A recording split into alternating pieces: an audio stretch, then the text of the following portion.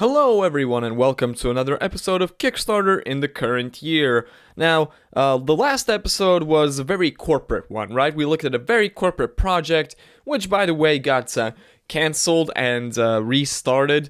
Nothing to do with my video. I assume it would be wild if they changed it because of my 300 view video or whatever. But they lowered the prices on all the tiers, which is amusing, although, I don't know if it would really give them much success anyway. But because it was so corporate, I felt the need that this week's video has to be the exact opposite. So instead of looking at one well put together corporate project, we're instead going to be looking at three projects, which are all extremely amateurish and god-awful. And I'll start off with possibly the least terrible one, which is going to be impressive once you see how this project looks. We're looking at Astral, Lucid, Paralysis, the scariest horror movie ever created. There's a single project image, which I just have to assume is AI generated. I'm not going to bother looking into it. I did a reverse image search, and at the very least, it's not stolen from anywhere, which is a big plus. This project has like 3 paragraphs of content in it, so we're not going to be sticking around here for too long. Started as a TikTok challenge by Dutch Award-nominated film director Amar Samaru, I don't know, it's Dutch.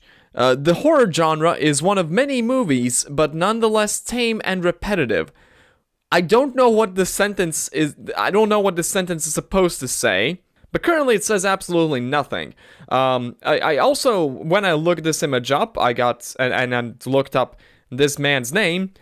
He seems to be some kind of director. He seems to have made some kinds of movies that exist on IMDb. I don't know what he's been nominated for. I don't know his novels. I don't know nothing about him.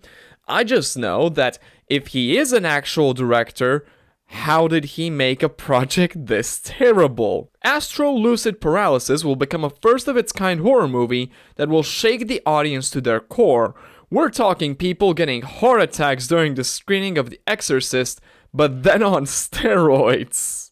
We want to make the cult classic horror movie that will have you biting your nails off, scratching your eyes out, and screaming your lungs out. We can't tell you too much about the plot, but all is in the demi-monde. Astral, they are funneling. Lucid, you snooze, you lose. Paralysis, they are in you.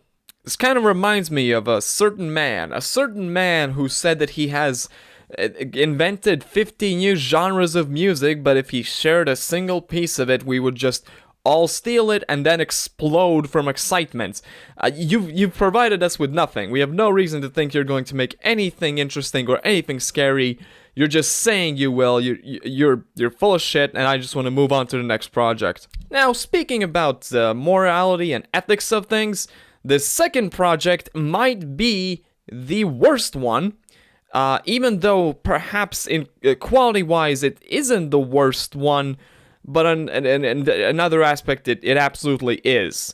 Have you ever felt the urge to take a current, ongoing conflict in which people are dying, invent a story about a character in this conflict trying to escape it and reunite with their family, and generate a bunch of AI slop about it, and make the laziest possible Kickstarter project just in nothing but AI-generated paragraphs as far as the eye can see, throw it onto the internet in the shitty AI-generated anime style we saw with the AI-generated Bible already? If the answer to that is yes, the project is called Escape from Ukraine, Desperate Journey to Reunite with His Family. There's not even really a point to me playing this pitch video in its entirety on the full screen. It's just AI generated nothing, and I'm pretty sure the music they're using is copyrighted, so not even gonna risk it.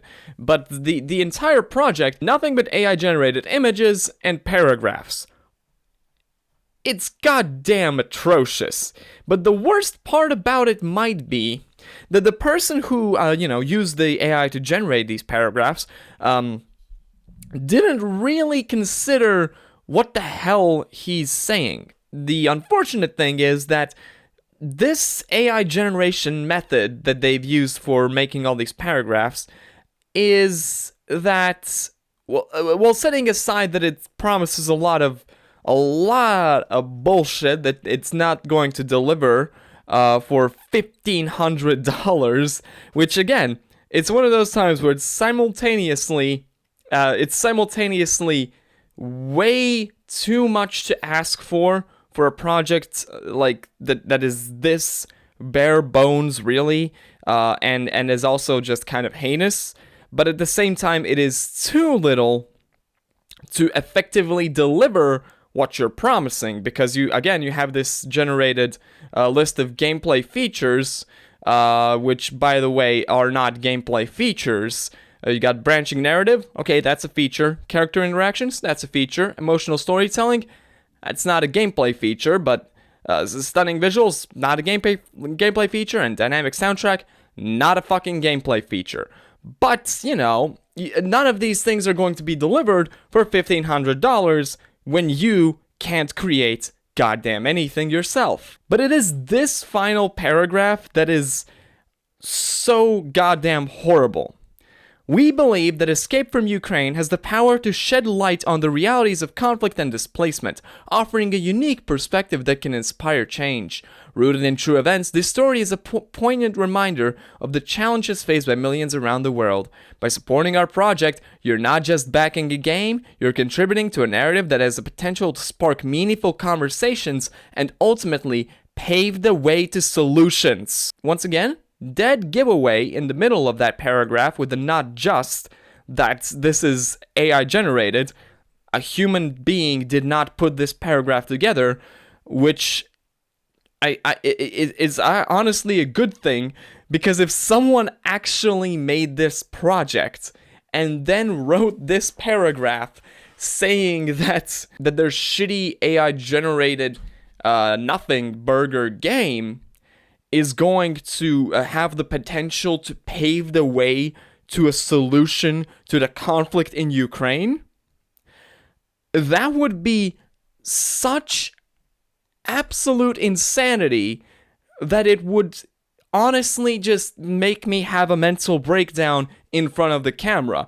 I would cease to comprehend reality at that point.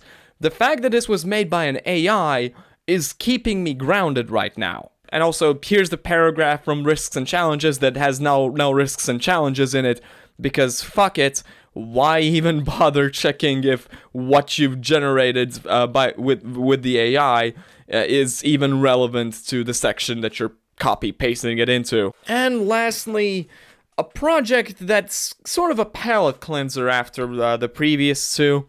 It's a project that is the embodiment of someone who really should maybe not be doing this sort of thing on the internet, doing it anyway. At the very least, they're not putting their face and full name out there.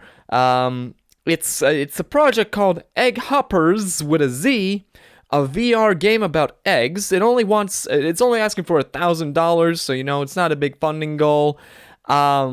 But if you scroll down, you'll see that it's a bit bare bones as well. But first, let's look at the project image here. It is really a thing of beauty. It's, at the very least, this human being made this thing and then had no idea how to crop it properly or resize it to actually fit as the project image, because you can very clearly see with the orange down here that there was some text down there that we just do not see anymore. We have no idea what's written down there, but you got this egg fella just waving and just smiling and waving. That I appreciate that. The story section appears to have confused this person. The story section is supposed to be about your project, how it came to be, how you're going to bring it to life. This person, Cassandra here, assumed that story meant that we wanted the intricate lore of the Egg Hoppers universe. Starting at year 0, important events, eggs were born, alien ships explode.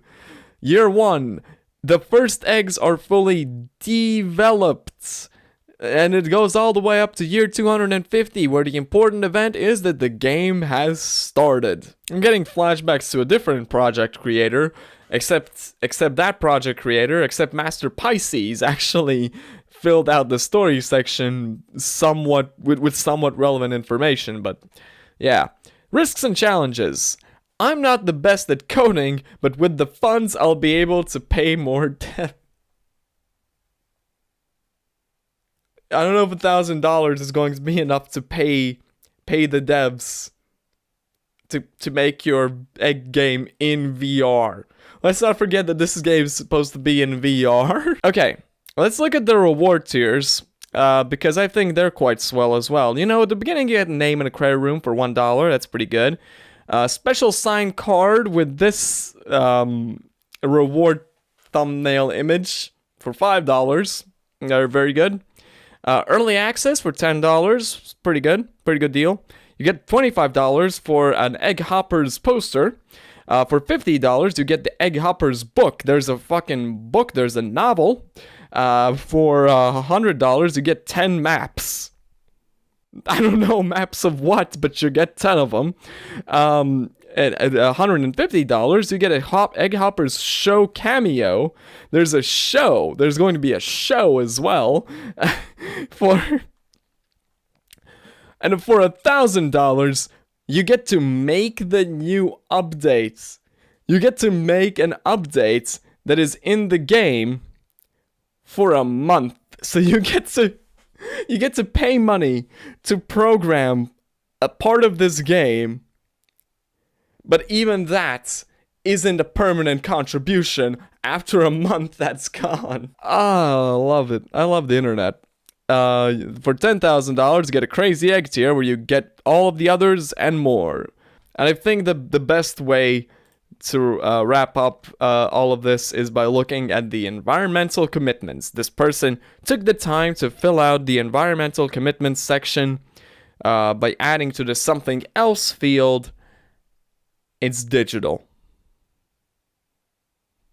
That's going to do it for today's video. I hope you enjoyed it. We looked at some interesting projects today. I guess today's video serves as a reminder that not all hope is lost in the world. There are still some creative spirits out there in the ether somewhere. They're making some wonderful things. I didn't make a full video, but I didn't include it in this video and didn't make a full video about it, but if you remember the Old Man Bankruptcy Crisis video, that guy is back. He's making a mecha anime girl video game, apparently.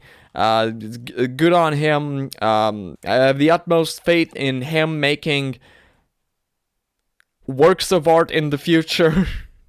Maybe if we'll... you know, if luck has it, we'll have an ambitious crossover between Bankruptcy Crisis and Egg Hoppers. Goddamn. Thank you so much for watching, and tune in next week when I will be making you laugh and cry. He's the Family Guy. Bible. Many shows are made by Christians for Christians. The Anime Bible is for both believers and non-believers to experience together. Man, I can't wait for you to animate the parts of the Bible that other like Christians making these shows don't want to talk about. The Leviticus episode is gonna be fire, dude. Literally fucking fire and brimstone as they burn people in the pits of hell for eating shrimp or wearing mixed fabrics or being gay.